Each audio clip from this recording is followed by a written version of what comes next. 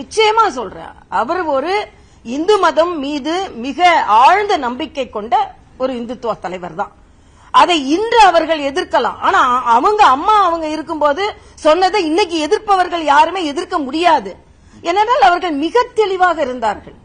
அவர்கள் இன்னைக்கு சொன்னீங்கன்னா எல்லா இடங்களிலும் நீங்க கோயில்கள்ல குடமுழுக்கு நடத்துவதா இருக்கட்டும், கரசேவகர்களுக்கு பாராட்டு தெரிவித்ததா இருக்கட்டும், கரசேவையை காரணம் காட்டி பாரதிய ஜனதா கட்சி ஆட்சி கலைக்கப்பட்ட பொழுது இது தவறு என்று மிக துணிச்சலான குரல் எழுப்பியதாக இருக்கட்டும், ராமர் கோயில் தேவை என்று தனது தொண்டர்களிடம் கையெழுத்து வாங்கி அனுப்பியவர் அவர்.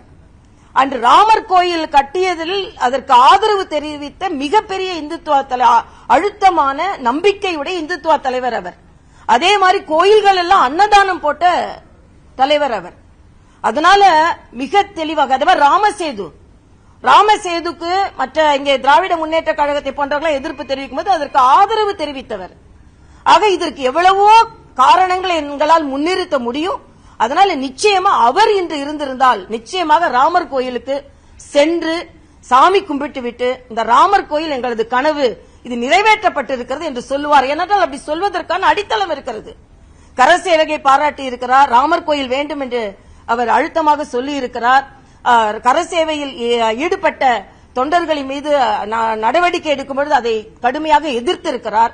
அதனால எங்களது நிச்சயமான நம்பிக்கை மரியாதைக்குரிய ஜெயலலிதா அவர்கள் இன்று இருந்திருந்தார்கள் என்றால் நிச்சயமாக ராமர் கோயிலுக்கு சென்று அவர் ராமனை கும்பிட்டுவிட்டு நமது இந்தியாவின் பல நூறாண்டு கனவு நனவாகி இருக்கிறது என்ற கருத்தை பதிவு செய்திருப்பார் என்பது எங்களது அழுத்தமான நம்பிக்கை.